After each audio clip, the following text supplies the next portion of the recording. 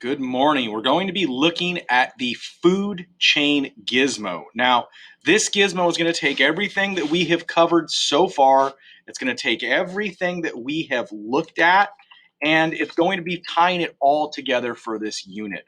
So what we're mainly looking at for this one is going to be how a food chain works, how energy is transferred throughout the food chain.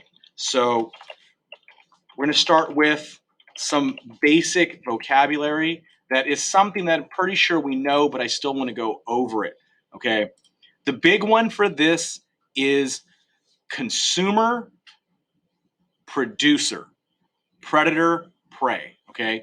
A consumer is something that consumes, something that eats. So in this gizmo, we need to find the things that eat something else. Okay. So you can see here we have a pyramid, although it's not quite necessarily how it works. We can talk about that in class. What you have is rabbits. What do rabbits eat? Well, they eat the grass. What do snakes eat? Well, snakes eat rabbits. And what do hawks eat? Well, the hawks eat the snakes and they eat the rabbits. So we have consumers. Finally, we have the producers. Producers usually are pretty easy to find. They're green, or some part of them is green. They produce something. They produce food. Okay. So looking at this in the warm-up, what they are asking you is the current populations, and you can see the numbers written right here: 42 hawks, 278 snakes, 2,566 rabbits, 27,300 something of grass. I imagine they're going with blades of grass, so that'd be a really big number to count. What they're asking you is to look at something here and realize that this is an ecosystem in equilibrium. And what that means is that it's balanced. Yeah, maybe the snakes eat a few more rabbits. Yeah, maybe the rabbits make a few more babies, but everything tends to stay pretty close to the way it is. And that's what we want in all ecosystems. We want a balance, an equilibrium point. The first activity is looking at a predator-prey relationship. And for this one, what you're going to be doing is figuring out your own hypothesis. How does the predator-prey population affect one another? So if there were more hawks, what's going to happen to everything else? If there were more rabbits, what's going to happen to snakes and hawks? If there are more snakes, what's going to happen to snakes and hawks? And the opposite is also true. If there's less rabbits, what happens to snakes and hawks? If there's less hawks, and so on. So what you're going to be looking at in here is predictions. Double the number of rabbits, double the number of snakes, and how does it affect it? So if I double the number of snakes, what's going to happen to the grass, the snakes, and the hawks?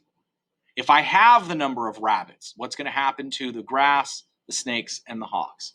So you're really going to be looking at keeping that there. You'll do the same thing with doubling the snakes, halving the snakes, doubling the hawks, and halving the hawks. If we're having a hard time remembering that, double means multiply by 2. Halve means take half. The closest you can get to it is fine. Activity B is looking at long-term changes.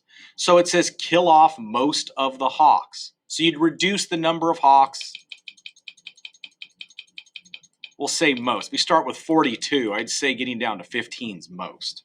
Then you're going to explain what happens for after 12 months. And then you're going to look at how it affects all the other populations.